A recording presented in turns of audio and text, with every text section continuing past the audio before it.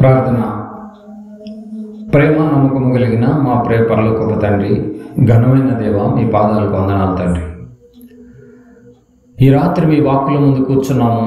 మా బ్రతుకులను సరిదిద్దుకోవటానికి, మా ఆత్మీయ జీవితాన్ని చక్కబెట్టుకోవటానికి, మాకు కావాల్సినటువంటి తెలివిని, జ్ఞానాన్ని, ఆలోచనను ఇంకెక్కువగా ప్రసాదింపచేయండి. మా ముందున్నటువంటి యొక్క సందర్భాన్ని మేము చాలా జాగ్రత్తగా, మానవ రీత్యా కాకుండా మీ యొక్క ఆలోచన విధానంలో మా మాటలు కాకుండా మీ మాటలుగా బిడ్డలందరికీ తెలియచేయడానికి సిద్ధపడుచుండగా మాట్లాడుచున్న నాకు సమయోచితమైన జ్ఞానాన్ని ప్రసాదింపచేయండి. వచ్చి వెళుతున్నటువంటి బిడ్డలు కేవలం వినువారు మాత్రమే ఉండి తమను తాము మోసపుచ్చుకోకుండా విన్న వాక్య ప్రకారంగా మేమందరము జాగ్రత్తగా బ్రతికే మహాభాగ్యాన్ని మా అందరికి ప్రసాదింపచేయమని మా ప్రభువును ప్రియరక్షకుడైన యేసు క్రీస్తు నామమున పెట్టక ప్రార్థన సమర్పించి అడిగి వేడుకుంటున్నాం తండ్రి, ఆమేన్. ప్రియమైనటువంటి దేవుని బిడ్డలారా, ప్రకటించినటువంటి రీతిగా పిల్లలు ఉన్నవారు దానిలా, పిల్లలు లేనటువంటి వారు దానిలా అనేటువంటి అద్భుతమైనటువంటి ఆలోచనాత్మకమైనటువంటి యొక్క సందర్భోచితమైనటువంటి యొక్క వాక్య భాగాలను మనం చాలా జాగ్రత్తగా ఆలోచిద్దాం. మొట్టమొదటిగా మన ప్రియుడు, రక్షకుడు యేసు ప్రభులు వారు మాట్లాడినటువంటి ఒక మాట చూసుకుని ముందుకు వెళదాం. యేసు ప్రభులు వారు మాట్లాడినటువంటి మాటను మనం పరీక్షిద్దాం. మీరు ఎక్కడున్నప్పటికీ కూడా మీ బైబిల్ చేత పట్టుకొని జాగ్రత్తగా పరిశీలించండి, రాసుకోండి. ఆ ప్రకారంగా మన బ్రతుకులు ఉన్నాయో లేదో సరిదిద్దుకుందాం. లూకా సువార్త 23వ అధ్యాయం. లూకా సువార్త 23వ అధ్యాయం 27 నుంచి కొన్ని వచనాలు చదువుకుందాం. 23వ అధ్యాయము 27 నుంచి నేను చదువుతున్నాను. గొప్ప జన సమూహము ఆయనను గుర్చి రొమ్ము కొట్టుకొనుచు దుఃఖించుచున్న చాలా మంది స్త్రీలను ఆయనను వెంబడించిరి. జరుగుతున్నటువంటి సందర్భం మీకు తెలియదేం కాదు. సిలువ ఘట్టంలో చివరి గంటల్లో ఉన్నాడు ప్రభులు వారు. వాళ్ళను చూసి యెరూషలేము వీధుల్లో ఉన్నటువంటి వారిని, స్త్రీలను చూసి చాలా మంది స్త్రీలు ఆయనను వెంబడిస్తుండగా 28వ వచనం, యేసు వారి వైపు తిరిగి, యెరూషలేము కుమార్తెలారా, నా నిమిత్తము ఏడవకుడి, మీ నిమిత్తమును మీ పిల్లల నిమిత్తము ఏడవడి. ఇలా చెప్పినటువంటి ప్రభుల వారు 29వ వచనంలో ఒక మంచి మాట మాట్లాడుతున్నాడు. ఏమంటాడంటే, ఈ మాట ఎందుకు అన్నాడు? యెరూషలేము కుమార్తెలారా, నా నిమిత్తము, మీ నిమిత్తము, మీ బిడ్డల నిమిత్తము ఏడుగుడి అని చెప్పారు. కానీ ప్రభులు వారు ఈ మాట ప్రపంచ క్రైస్తవులకు ఎవరికి అర్థం కాలేదు. ఈ రాత్రి మనం దాన్ని ఛేదించాలి. 29వ వచనం. జరుగుతున్న సందర్భానికి ఈ మాటకి ఏదైనా పొంతనుందో ఒకసారి మీరు గమనించాలి. ఇదిగో ఏడుస్తున్నటువంటి వాళ్ళని చూసి, ఇదిగో గొడ్రాండ్రును, కనని గర్భములను, పాలియని స్తనములను ధన్యములైనవని చెప్పు దినములు వచ్చుచున్నవి. ఏమండి, ప్రభులు వారు ఇక వెళ్ళిపోతున్నారు యెరూషలేము వీధుల్లో గుండా. ప్రపంచ మానవాళి కోసం అర్పింపబడటానికి వెళ్ళిపోతున్నాడు. అలాంటి సందర్భంలో స్త్రీలు, సహోదరులు అందరూ ఏడుస్తుండగా ఆ ఏడుస్తున్నటువంటి వాళ్ళని చూసి, మీ నిమిత్తము, మీ బిడ్డల నిమిత్తం ఏడుగుడి, నా నిమిత్తం మాత్రం ఏడవకుడి అని చెప్పి ఒక మంచి మాట ఇక్కడ రాయబడినది. ఎవరికి అర్థం కావట్లేదు ఆ మాట. ఆ టైంలో అంటున్నటువంటి మాటే చాలా ఇంపార్టెంట్ మాట. ఈ మాట, ఇదిగో గొడ్రాండ్రును, కనని గర్భమును, పాలియని స్తనములు. ఈ మూడు ఒకటేనండి. గొడ్రాండ్లన్నా పిల్లలు లేని వాళ్ళే, కనని గర్భం అన్నా పిల్లలు లేని వాళ్ళే, పాలియని స్తనములన్నా ఒకటే. ధన్యములు అయినవని చెప్పు దినములు వచ్చుచున్నవి. అసలు పిల్లలు మీరు కనుకొండున్నా బాగుండేది అన్నటువంటి మాటలు వినిపిస్తున్నాయి అక్కడ. ఆ రోజు ప్రభులు వారు వెళ్తుండగా, చివరి దినాల్లో, చివరి రోజుల్లో, చివరి గంటల్లో, చివరి నిమిషాల్లో మాట్లాడుతున్నటువంటి మాట. అంటే టోటల్గా ప్రభుల వారి నోట నుంచి వచ్చినటువంటి మాట పిల్లలు లేని వారి గురించి చెబుతున్నాడు ఇక్కడ. ఈ వచనాన్ని బట్టి పిల్లలు ఉన్న వాళ్ళ గురించి మాట్లాడతలేదు ఇక్కడ. ఆ ఏడుస్తున్నటువంటి వాళ్ళని చూసి పిల్లలు లేనటువంటి వాళ్ళని ప్రస్తావన చేస్తున్నాడు. గొడ్రాళ్ళు కనకుండా ఉన్న పాలు లేని స్థలములు ఉన్న మీరే ధన్యములు అని ఇక్కడ ప్రభులు వారి మాట కూడా కనిపిస్తుంది. ఈ మాటను బట్టి మనకు ఒక మాట అర్థమవుతుంది. పిల్లలు లేని వాళ్ళే ధన్యులు అన్నటువంటి మాట కూడా మనకు కనిపిస్తుంది. రైట్. మరొక మాట చూద్దాం. ఒక స్త్రీ మాట్లాడినటువంటి మాట చూద్దాం. ప్రభుల వారి మాట చూసాం మనం. పిల్లలు లేకుండా ఉంటానే కనకుండా ఉన్నటువంటి వాళ్ళే గొడ్రాళ్లే ధన్యములైనవి అన్నట్టుగా కనిపిస్తుంది. ఒక స్త్రీ మాట్లాడినటువంటి మాట కూడా చూద్దాం. లూకాసు వార్త, ఇదే లూకాసు వార్తలోనే చాలా జాగ్రత్తగా మనం ఆలోచించాలి, పరిశీలించాలి. రాత్రి 11వ అధ్యాయము 27వ వచనాన్ని మనము పరిశీలిద్దాం. 11వ అధ్యాయం 27వ వచనం ఒక స్త్రీ మాట్లాడినటువంటి మాట. ఆయన ప్రభుల వారు ఈ మాటలు చెప్పుచుండగా ఆ సమూహములోనున్న ఒక స్త్రీ ఆయనను చూచి, నిన్ను మోసిన గర్భమును నీవు కుడిచిన స్తనములను ధైన్యములని కేకలు వేసి చెప్పగా. ఏమంటుందండి ఇక్కడ స్త్రీ? ఇక్కడ ఈమె ప్రభు చేసిన కార్యక్రమాలని చాలా విని చూసి చాలా ఆశ్చర్యపడి చెప్పినటువంటి మాట అండి ఇది. ఆశ్చర్యపోయినప్పుడు చెప్పినటువంటి మాట ఇది. ఏంటి ఆ మాట అంటే, నిన్ను మోసిన గర్భము నీవు కుడిచిన స్తనములు ధన్యములని కేకలు వేసి చెప్పగా. ఏమండి? నీవు మోసిన గర్భము నీవు కుడిచిన స్తనములు ధన్యములని కేకలు వేసి మరీ చెప్తోంది. ఇక్కడ ప్రభులు వారు ఏం చెప్పారు? యేసు ప్రభులు వారేమో కనని గర్భము ధన్యం అంటున్నాడు. ఒకటి, కనుకోకుండా ఉంటేనే ధన్యం అంటున్నాడు. ఇక్కడ ఈ స్త్రీ ఏమో కనిన గర్భము ధన్యం అని ఈమె చెప్తోంది.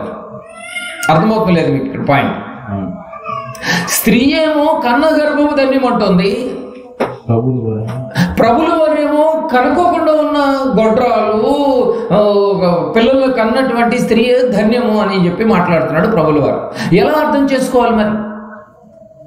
ఎలా అర్థం చేసుకోవాలి? బాగా వినాలండి రాత్రి. ఏమండి, యేసు ప్రభులు వారు అన్నటువంటి మాట కనుకోకుండా ఉంటేనే ధన్యములు అన్న మాట రైటా? కన్న గర్భము ధన్యమన్న స్త్రీ మాట రైటా? ఆలోచించాలి మరి మనం. ఇదే పరిశోధన అండి, ఇదే పరిశోధన. అందుకు మనం ఆలయానికి వెళ్ళాలి, నేర్చుకోవాలి. అసలు ప్రభులు వారు ఏం చెప్పారంటే కనుకోకుండా ఉంటేనే ధన్యం అని చెప్పి ప్రభులు వారు చెప్పారు. ఆ ప్రభులు వారు మీటింగ్కి వచ్చినటువంటి ఆ స్త్రీ ఏమో ఆశ్చర్యపడిపోయి ఆ మీటింగ్లో కన్నటువంటి గర్భము ధన్యం అంటోంది. అసలు బాగా గమనించగలిగితే అసలు ఫస్ట్ ఈ గర్భఫలాలు ఎవరు ఇస్తున్నారో తెలియాలండి మనకి. ఆర్డర్లో మనం వెళదాం. అసలు ఈ 2 క్వశ్చన్లు మనం ఈ రాత్రి మనం ఛేదించాలి. యేసు ప్రభు పిల్లలు కనుక్కోకుండా ఉంటే ధన్యం అన్నది రైటా? స్త్రీ ఏమో యేసు ప్రభుల వారికి మీటింగ్కి వెళ్ళి యేసు ప్రభుల వారితో అన్నటువంటి మాట, అసలు నిన్ను మోసిన గర్భం అనగా పిల్లల్ని కన్నటువంటి మోసినటువంటి గర్భము ధన్యం అంటోంది. ఏది రైట్? సమాజానికి, సంఘాలకు ఎలాంటి మాటలు అవసరం? లేకపోతే బయట చితికిపోతున్నారు పిల్లలు లేనటువంటి వాళ్ళు. పిల్లలున్న వాళ్ళు ఏమో రెచ్చిపోతున్నారు. మధ్యలో దేవుడి పరిస్థితి ఏంటి? అన్యాయం చేశాడా? తక్కువ చూపు చూశాడా? అసలు ఫస్ట్ థింక్ మనము అసలు బైబిల్లో అసలు ఫస్ట్ ఈ గర్భఫలాలు ఎవరు ఇస్తున్నారో మనం కొన్ని వచనాలను చూద్దాం. ఎవరు ఇస్తున్నారో తెలియాలి మరి మనకి. చూద్దాం. కీర్తనల గ్రంథము 127వ అధ్యాయం. చాలా జాగ్రత్తగా వినాలండి. బైబిల్ పాఠశాలలో బోధించే ప్రతి పాఠము చాలా ఇంపార్టెంట్, మీరు గమనించగలిగితే. కీర్తనల గ్రంథము 127వ అధ్యాయం. కీర్తనల గ్రంథము అందరికి తెలిసినటువంటి మాట. 127వ అధ్యాయం 3వ వచనం. కుమారులు యెహోవా అనుగ్రహించు స్వాస్థ్యము గర్భఫలము ఆయన ఇచ్చు బహుమానమే. గర్భఫలాలు ఎవరిస్తున్నారంటే అండి?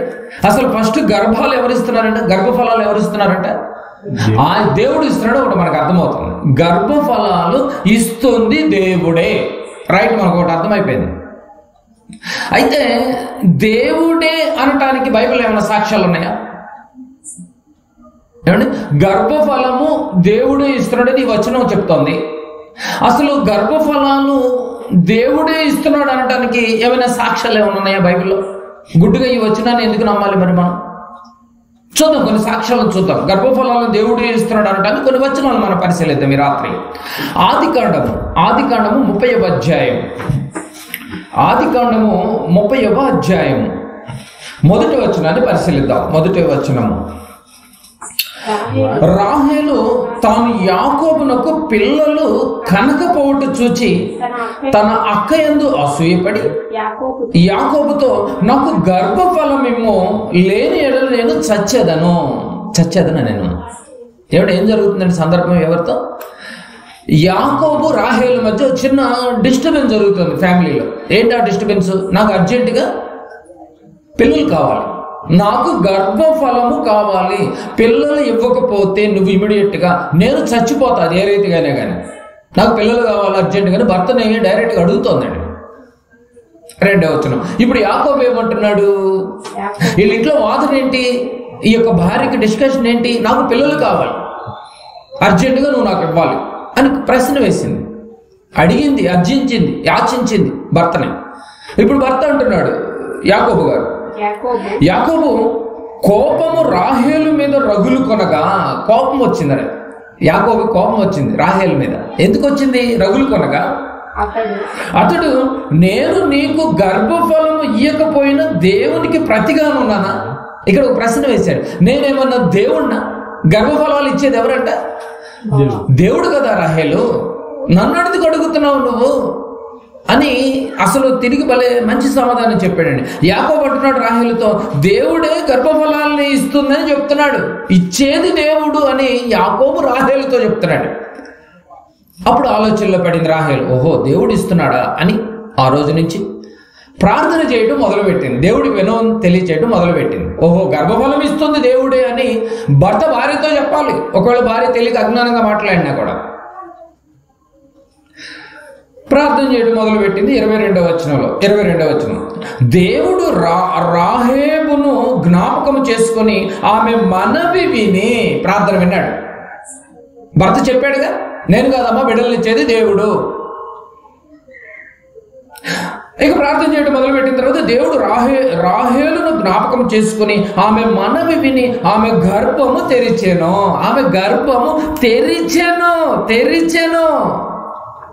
చెప్పాలి మీరు, దేవుడు గర్భాన్ని తెరుస్తాడు అనమాట, ఓపెన్ చేసేది దేవుడు అనమాట. దేవుడు ఇవ్వాలనుకుంటే గర్భం తెరుస్తాడండి. పాయింట్ మీరు బాగా క్యాచ్ చేయాలి ఇక్కడ. మీరు దేవుడు ఇవ్వాలి అనుకుంటే గర్భం తెరుస్తాడు, వద్దు అనుకుంటే గర్భాన్ని మూసేస్తాడు. అది ఆయన ఇష్టం. అది దీన్ని బట్టి గర్భఫలాలు ఇచ్చేది దేవుడేనో ఒకటి అర్థమవుతుంది. అయితే ఇదే సమస్య మరో ఫ్యామిలీలో కూడా వచ్చింది. ఈ పిల్లలు లేనటువంటి వారి సమస్య మరో ఫ్యామిలీ. మొట్టమొదటి ఫ్యామిలీలో ఏంటి? రాహేబుకును యాకోబుకు సమస్య వచ్చింది ఇంట్లో. నేను కాదు ఇచ్చేది దేవుడు అని చెప్పి ప్రార్థన చేసుకోమో, నా ప్రమేయం ఏమి లేదని చక్కగా వివరించి చెప్పాడు కదండి. చక్కగా ప్రార్థన చేసింది, మంచి బిడ్డను కనేసుకుంది, గర్భాన్ని ఓపెన్ చేశాడు. రైట్. అయితే ఇదే సమస్య ఇస్సాకు గారికి కూడా వచ్చింది. ఇప్పుడు ఇస్సాకుని రెబెకా అడుగుతుంది. ఇప్పుడు రెబెకా అడుగుతుంది. వాళ్ళ ఇంట్లో కూడా ఇదే ప్రాబ్లం, చాలా కాలం బిడ్డలు లేరు వీళ్ళకి. చూద్దాం 25వ అధ్యాయం. ఆదికాండము 25వ అధ్యాయం. ఆదికాండము ముందు బిడ్డలను ఎవరు ఇస్తున్నారు అన్నది మనకు తెలిస్తే ఈ బిడ్డల గురించి మనం లోపలికి వెళ్ళొచ్చు. ఆదికాండము 25వ అధ్యాయము 21వ వచనాన్ని మనం పరిశీలిద్దాం. 25, 21. ఇస్సాకు భార్య అనగా రిబ్కా. ఇస్సాకు భార్య గొడ్రాలు గనుక, అంటే ఇప్పుడు ఇస్సాకు భార్యకి చాలా కాలం బిడ్డలు లేరండి, గొడ్రాలుగా జీవిస్తోంది. ఇస్సాకు భార్య గొడ్రాలు గనుక అతడు ఆమె విషయమై యెహోవాను వేడుకొనెను. ఇస్సాకు వేడుకున్నాడు కదండి. భార్య విషయంలో నా భార్యకి బిడ్డలు లేరు నాయన, గొడ్రాలుగా పిలువబడుతోంది అని వేడుకొనెను. యెహోవా అతని ప్రార్థన వినను గనుక అతని భార్య అయిన రిబ్కా గర్భవతి ఆయను. గర్భద్వారం ఓపెన్ చేశాడు. ఇక్కడ రాహేలు పరిస్థితి కూడా అదేనండి కదండి. ఇక్కడ వచ్చేసరికి ఇక్కడ ఇస్సాకు ప్రార్థన కనిపించింది, అక్కడేమో రాహేలు ప్రార్థన కనిపించింది. మొత్తానికి గర్భద్వారాలు ఓపెన్ చేసింది ఎవరు?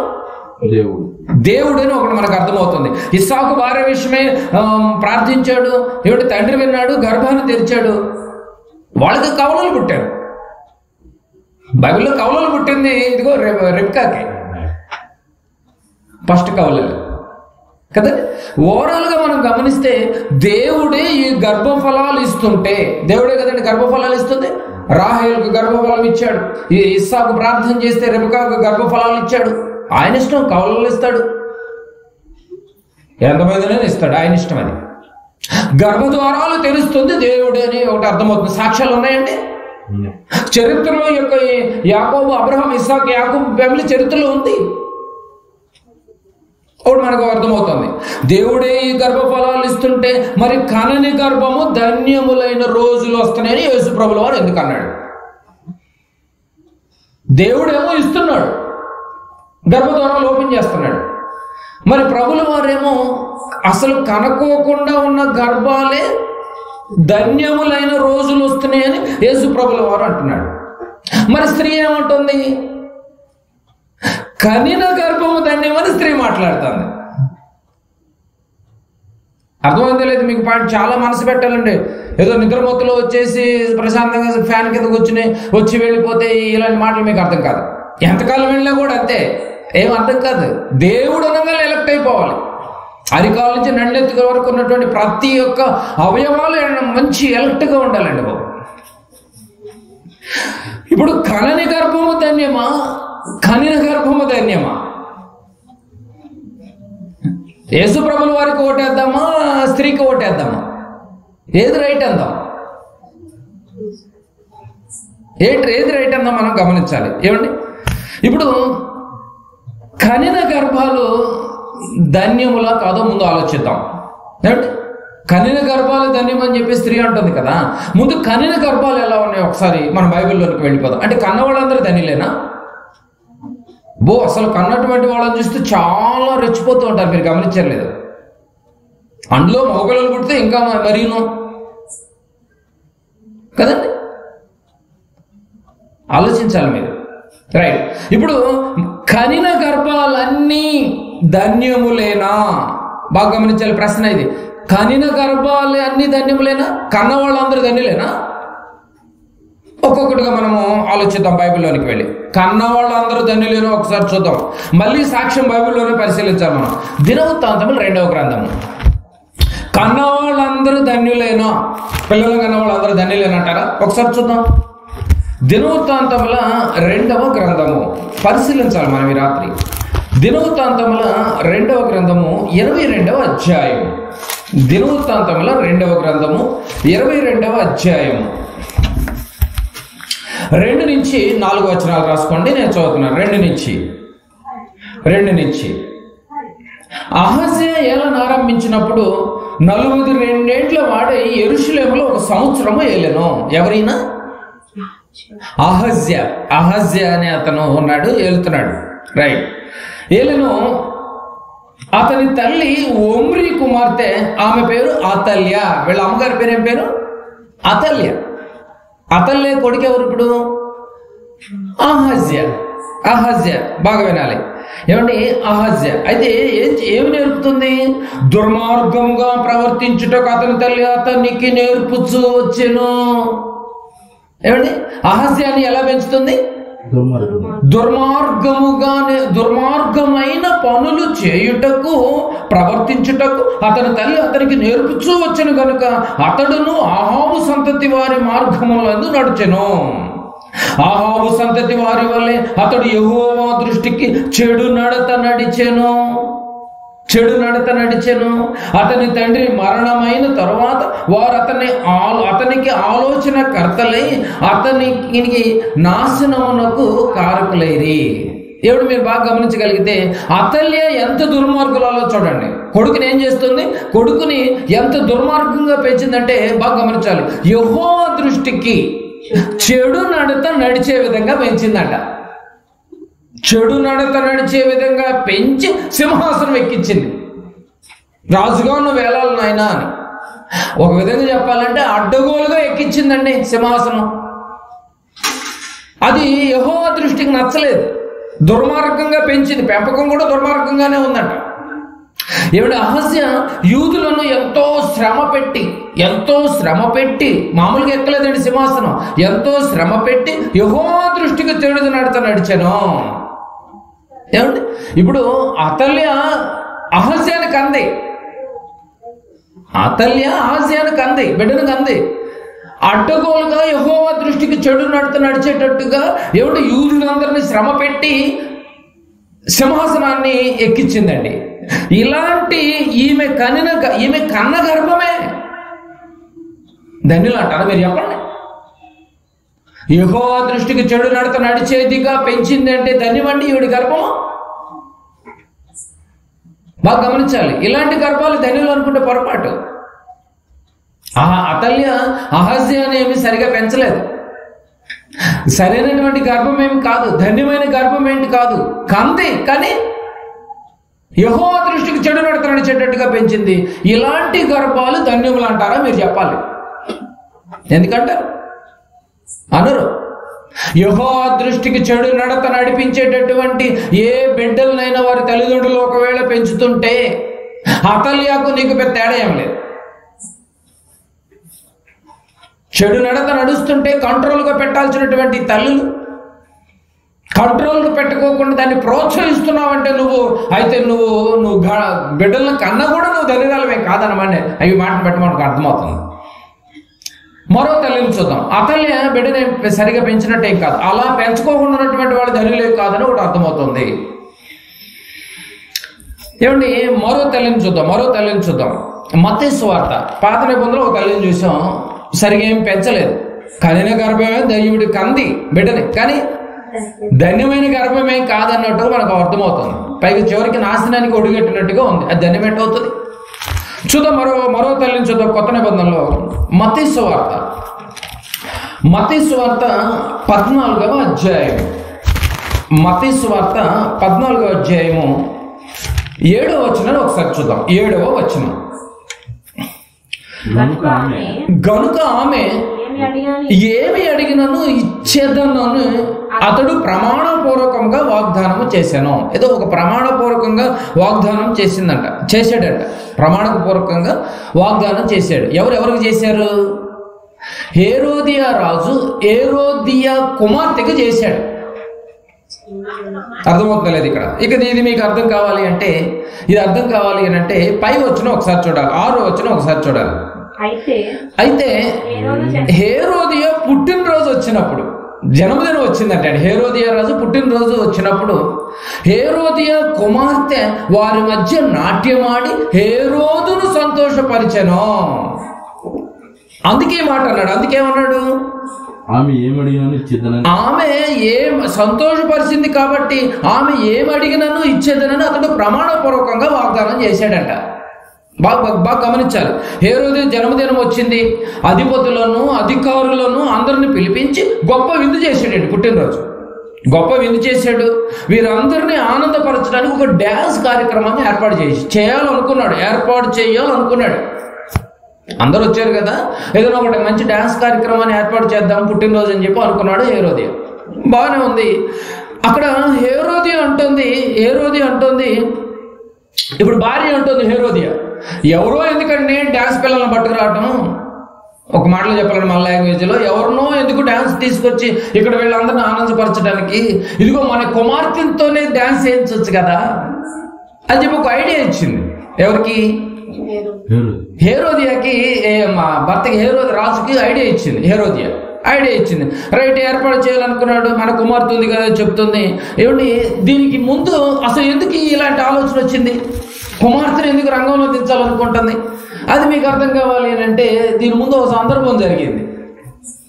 ఈ పుట్టినరోజు ముందుకు ఒక సందర్భం జరిగిందండి. ఏంటి ఆ సందర్భం అంటే 3-4 వచనాల్లో చూడండి. ఏలయనగా నీవు నీ సహోదరుడని పిలుపు భార్యకు హేరోదియాను ఉంచుకొనుటకు న్యాయము కాదని యోహాను చెప్పగా హేరోదు ఆమె నిమిత్తము యోహానును పట్టుకుని బంధించి చెరసాలలో వేయించి ఉండెను.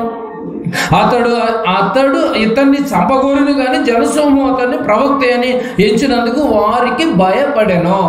ఏమంటే ఈ పుట్టినరోజుకు ముందు ఒక భయంకరమైన డిస్కషన్ జరిగింది. ఏంటంటే ఈ హేరోదు తమ్ముడు వారిని తీసుకొచ్చాడండి. ఏమంటే బాగా గమనించాలి, ఈ హేరోదు పదవిలో ఉన్నాడు, అధికారంలో ఉన్నాడు, కానీ ఇష్టం వచ్చినట్టుగా తమ్ముడు వారిని తీసుకొచ్చాడు. ఈ విషయం గురించి, ఆ తీసుకొచ్చిన సందర్భం గురించి యోహాను గారు నీకు బుద్ధి ఉందా అని అడిగాడు. నిలదీసి, నీకు బుద్ధి ఉందా? నీవే మార్గం తప్పితే దేశంలో ఏమంటే నిన్ను చూసిన వారు ఇంకెలా ఉంటారని అడిగాడండి. నలుగురిలో బాప్తిసం ఇచ్చి యోహాను గారు తమ్ముడు వారిని తీసుకొచ్చావు అని చెప్పేసి అని ఖండిస్తే హేరోదు మనసులో బాధ పెట్టుకున్నాడు తప్ప ఏమంటే పగ పెంచుకోలేదు. యోహాను గారి మీద బాధ పెట్టుకున్నాడు, నిజమే కదా, పగ పెంచుకోలేదు. ఎవరు? హేరోదు పగ పెంచుకోలేదు. ఏమిటి మీరు బాగా గమనించండి. ఒక తమ్ముడు భార్యను తీసుకొస్తే అన్న నిజంగా ఆ తమ్ముడు ఎంత బాధపడతాడండి. ఏడు ఒక్కసారి మనసు పెట్టి ఆలోచించండి.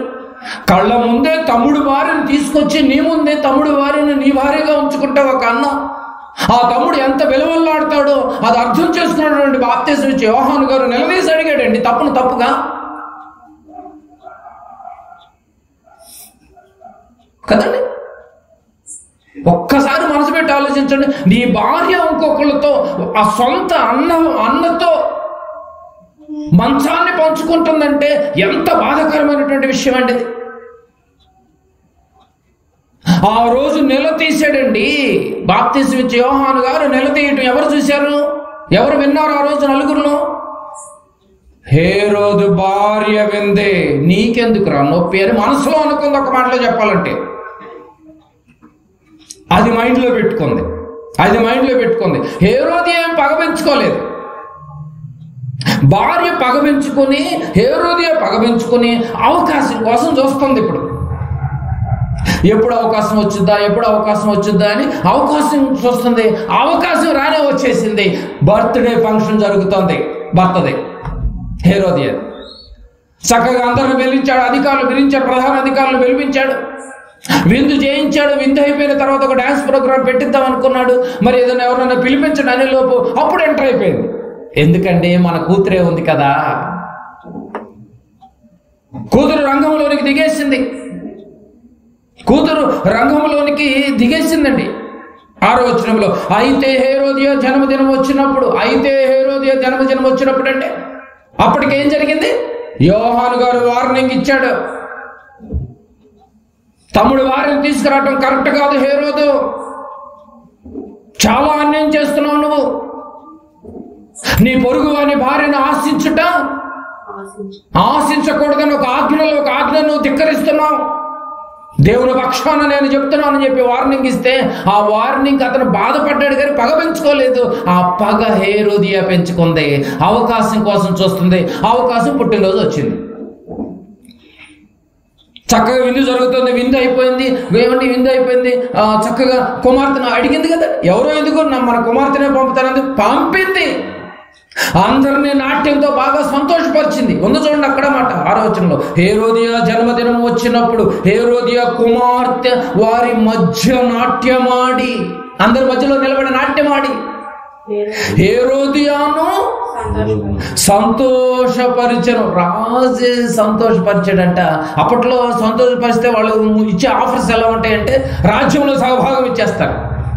అమ్మా కుమార్తె, నీకు రాజ్యంలో సగభాగం నువ్వు కావాలంటే తీసుకోమ్మా, నువ్వు నాకే సంతోషపరిచే అంతగా నువ్వు నాట్యం చేశావు అని కూతురికి ఆఫర్ ఇస్తున్నాడు. ఆనందపడిపోయాడు. నీకేం కావాలో కోరుకో, రాజ్యంలో సగభాగం కావాలని అడిగితే అప్పుడు అంది నాన్నగారు, అమ్మని అడిగొస్తా నాన్నగారు. ఏం పెంచుతుందండి కూతుర్ని, కన్న గర్భమే. నాన్నగారు అమ్మని అడిగొస్తానని చెప్పింది. అలాగా అమ్మా, వెళ్ళి అడిగిరపో. సగభాగం కావాలో ఏది కావాలో ఇప్పుడు అడిగిరా, మరి నాకేం తెలియదు, నువ్వు అడిగొస్తున్నావు కదా. పరిగెత్తుకుంటా అమ్మ దగ్గరికి వెళ్ళి మొత్తం జరిగిందంతా చెప్పింది. అమ్మ నేను నాట్యం ఆడాను, నాన్నగారు మెచ్చుకున్నారు, 10 మందిలో అధికారుల మధ్య శభాష్ అన్నాడు, నాన్నకి సంతోషపరిచాను, నాకు ఇప్పుడు ఏం కావాలో కోరుకో అన్నాడు. వెళ్ళను గుడ్డి, ఈ రోజు కోసమే నేను చూస్తున్నాను. 7వ వచనం సంతోషపరిచింది కదండి. కనుక ఆమె ఏమి అడిగినను ఇచ్చేదనని అతడు ప్రమాణపూర్వకముగా వాగ్దానం చేశాను. ప్రమాణం కూడా చేశాడు, నువ్వేదడిగినా అది ఇచ్చేస్తాం, దీంట్లో మార్పేం లేదు. రాజశాసనానికి తిరుగులేదు, ఏదడిగిన ఇవ్వాల్సిందే. అయితే అమ్మనాడికి వస్తానండు, అయితే అమ్మనాడికి వస్తాను అని చెప్పేసింది. 8వ వచనం. అప్పుడు ఆమె వచ్చింది, అమ్మ దగ్గరికి వచ్చింది. తన తల్లి చేత ప్రేరేపింపబడినదై బాప్తిసమిచ్చి యోహాను తలను ఇక్కడ పళ్ళెంలో పెట్టి నాకిప్పించమని అడుగో. వెళ్ళింది, అంతమందిలోకి వెళ్ళి, ఏం లేదు డాడీ, మీరు ఇస్తానన్నారు కదా, నాకు ఈ రాజ్యాలు అధికారాలు నాకేమవద్దు, నాకు నువ్వు కోరింది ఇవ్వాల్సిందే అని చెప్పి అప్పుడు ఖచ్చితంగా కోరింది ఇవ్వాల్సిందే. తల్లి లాలన చేత, తల్లి ప్రేరేపించటం చేత వెళ్ళింది. ఏం లేదు, బాప్తిసమిచ్చి యోహాను గారి తల నరికి పళ్ళెంలో పెట్టి ఇప్పుడే ఇవ్వాలి, ఇది నా కోరిక. ఏమండి, మీరు బాగా గమనించాలండి బాబు. తన కక్ష కొరకు, తన పగ కొరకు కుమార్తెని ఏ విధంగా పెంచిందో చూడాలి మీరు ఇప్పుడు. ఏంటా కక్ష? తమ్ముడు వారి అన్నతో వెళుతుంటే, అన్నతో కాపురం చేస్తుంటే ఆ రోజు నిలదీసి అడిగినందుకు ఒక స్త్రీ పెట్టుకున్న కక్షది. ఏమండి, స్త్రీ కక్షలు చాలా డేంజర్ అండి బాబు. ఎగ్జాంపుల్ హేరోదియనే. ఎంత కక్ష అండి, అవకాశం కోసం ఎదురు చూస్తుందంట. అవకాశం రానే వచ్చిందంట, బర్త్డే ఫంక్షన్. బాగా గమనించాలి. ఏమండి, అసలు ఎంత అంటే యోహాను గారి తలను పళ్ళెంలో పెట్టి ఇవ్వాలి ఇప్పుడు గిఫ్ట్గా. తర్వాత అంటే కాదు, ఇప్పుడే ఇవ్వాలి. పంపించాడు, తల నరుకుని తీసుకుని వచ్చాడండి, పళ్ళెంలో పెట్టుకుని తీసుకొస్తున్నారు. నిజంగా అండి, ఆడవాళ్ళు బలహీనలు అంటారు కదండి. అయ్యో పాపం చాలా బలహీనలు అండి బాబు. ఏదైనా బ్లడ్ చూస్తారంటే కళ్ళు తిరిగిపోతా ఉంటాయి. చాలా అమాయకులు బలహీనలు అంటూ ఉంటారు కదండి. నిజంగా వీళ్ళిద్దరూ బాగా గమనించాలి, వీళ్ళు బలహీనలు కాదు. వీళ్ళిద్దరూ మొండు లేకుండా ఒక ప్లేట్లో తల వరకు ప్లేట్లో తీసుకుని వస్తుంటే, ఆ గిఫ్ట్ను అలా తీసుకుంటుండి చక్కగా ఉంటుంటే, ఆ తల నరికి పళ్ళెంలో పెట్టి తీసుకొస్తుంటే ఏం ధైర్యం అండి బాబు వీళ్ళది.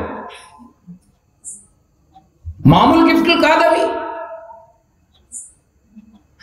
ఏదో ఫంక్షన్లో వెడ్డింగ్ లో ఇచ్చే గిఫ్ట్లు కాదు ఇవి. తలలు. అసలు వాళ్ళు హృదయాలు ఎలా తట్టుకున్నాయండి? నరికి పళ్ళెంలో పెట్టి ఇస్తుంటే వాళ్ళ హృదయాలు ఎలా తట్టుకున్నాయి? స్త్రీలు బలహీనులా? బలహీనులుగానే ఉన్నారు ఒక కోణంలో.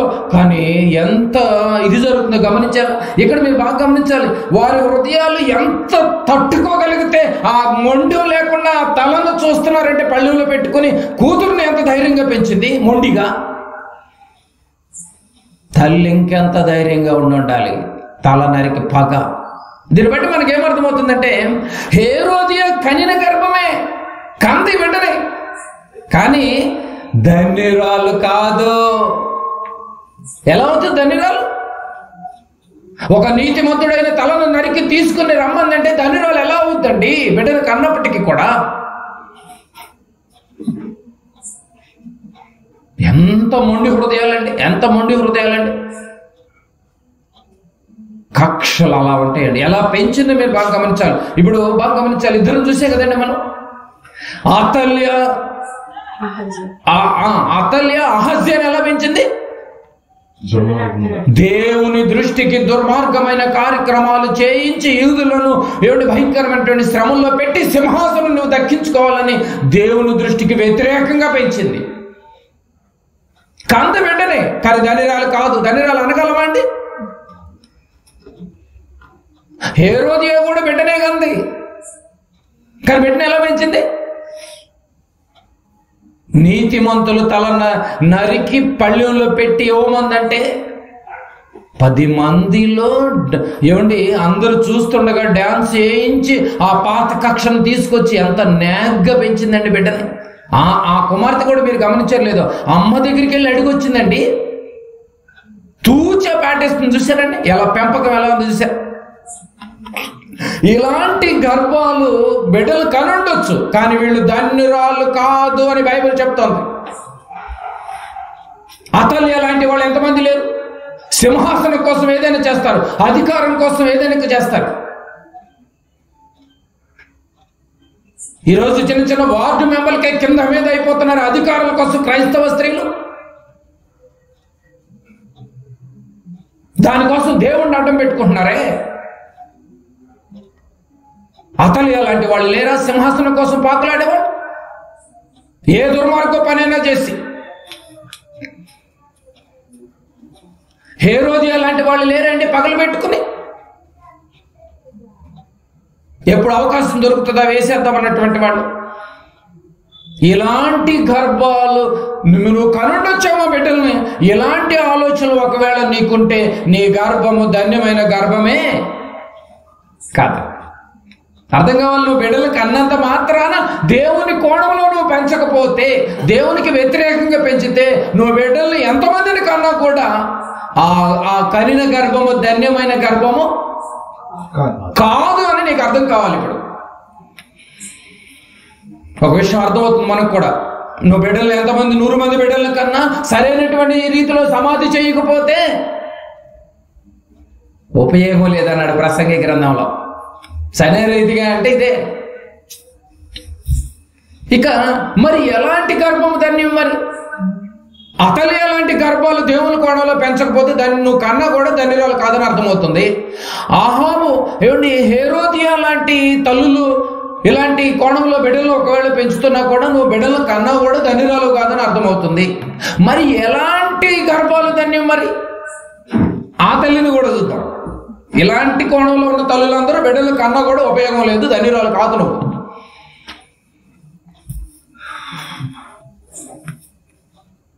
ఇప్పుడు మరి ఎలాంటి గర్భము ధన్యము అన్నది మనము చాలా జాగ్రత్తగా పరిశీలించాలి.